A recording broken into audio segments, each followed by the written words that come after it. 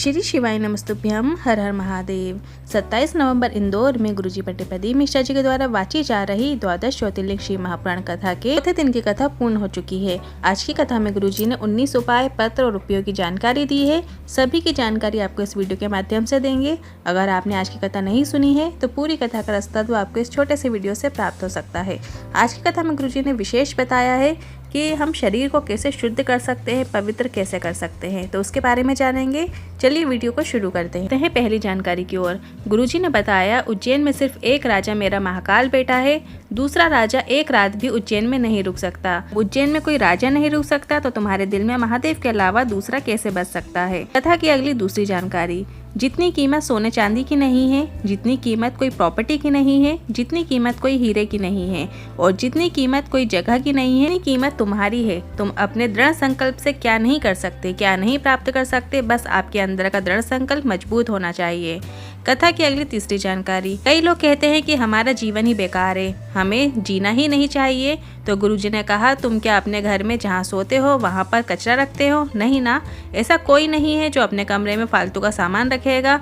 उसी प्रकार महादेव भी इस संसार में अगर तुमको रखा है तो तुम बेकार कैसे हो सकते हो। पृथ्वी में भगवान उसी को पैदा करता है, उसी को जन्म देता है जो इस जीवन में कुछ अच्छा कार्य कर सकता है।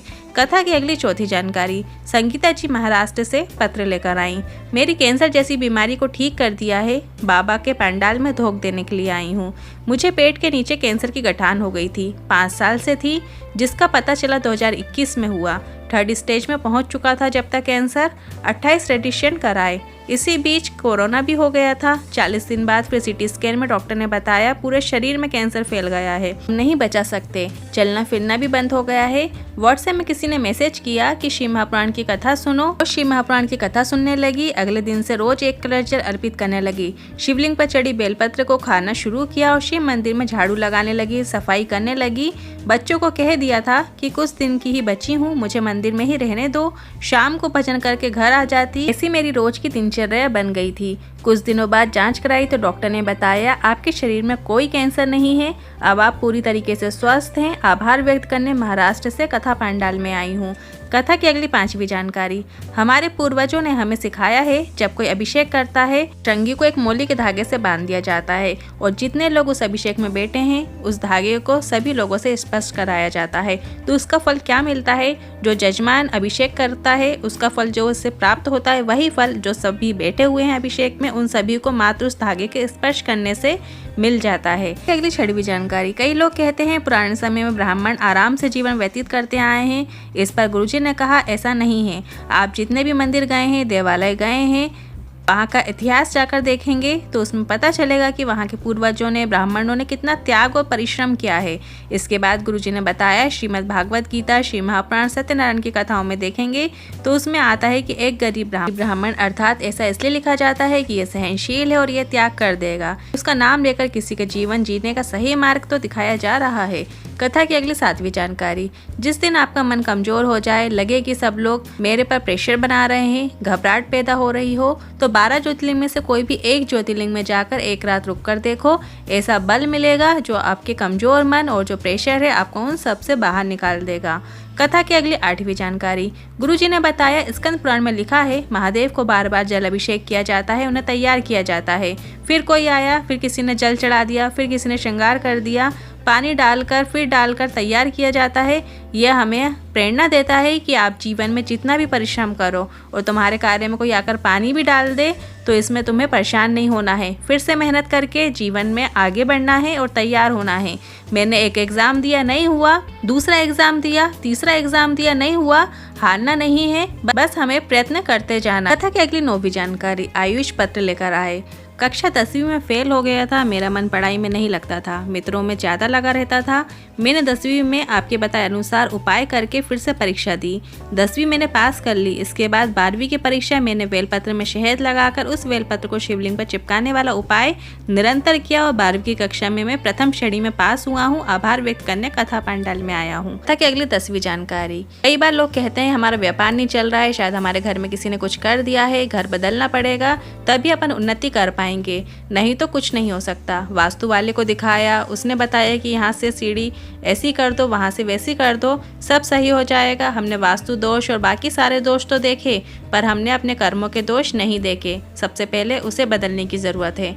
कथा की अगली 11वीं जानकारी। कई लोग बोलते हैं इसके कदम पड़ते ही हमारा व्यापार नीचा हो गया, हमारे घर से धन संपदा चली गई है। इस पर गुरुजी ने कहा, कभी किसी के कदम से कोई बर्बाद नहीं होता, बल्कि कोई बर्बाद अपने कर्मों से होता है। लेकिन पूर्व के कर्मों का भी तो भोग भोगना पड़ेगा ना। कथा की अगली 12वीं जानकारी। गुरुजी ने कहा, अगर तुमसे कोई कह देता है ये मकान में तुम्हारा कुछ नहीं हो सकता, छोड़ दो, तो बिल्कुल मत छोड़ना, पड़े रहो। एक दुख आया, दूसरा दुख आया, तीसरा दुख आया, पर एक समय आएगा जब तुम्हें भी सुख मिलेगा। सब कर्मों का खेल है, कर्म भारी होते हैं तो दुख भी ज्यादा आ जाते हैं। तो हमें भगवान का भजन पूजन करके अपने दुख को कम किया जा सकता है। माँ धरती माँ है, कभी किसी का गलत नहीं कर सकती, सबका अच्छा ही चाहती है।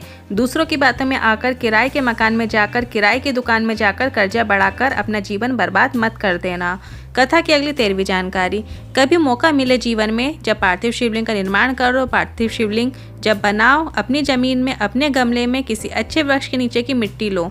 ऐसी मिट्टी लो जिसमें किसी ने कुछ गलत कृत्य नहीं किया हो। गंगा जल छिड़को, कोई भी पवित्र नदी का जल छिड़को। यदि जल नहीं है तो गंगा, यमुना, सरस्वती, नर्मदा नदी का नाम लेकर नॉर्मल पानी छिड़क दो। श्रेष्ठ जगह की मिट्टी का ही उपयोग करें जब भी आप पार्थिव शिवलिंग में निर्माण करें। कथा की अगली 14वीं जानकारी। हर प्रिय ने जहाँ जहाँ की 7 जगह की मिट्टी को पार्थिव शिवलिंग बनाने के लिए प्राप्त किया था, वहाँ पर सप्त सागर बन गए हैं, जो आज भी हैं उज्जैन की धरा में। कथा की अगली 15वीं जानकारी। मनुष्य के शरीर में 3.5 करोड़ रोम छिद्र हैं।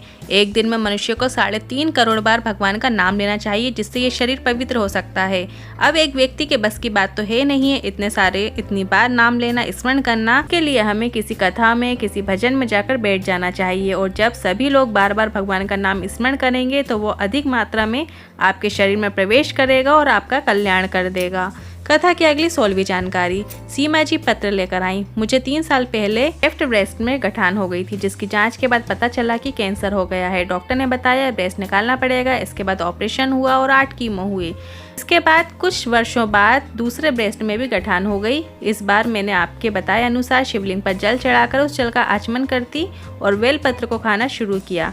साथ में मैंने कुंकेश्वर महादेव का नाम लेती और बेलपत्र का आचमन शुरू किया। 1 महीने बाद फिर से जांच हुई तो गठान गायब हो गई थी। आभार व्यक्त करने कथा पंडाल में आई हूँ। कथा की अगली 17वीं जानकारी।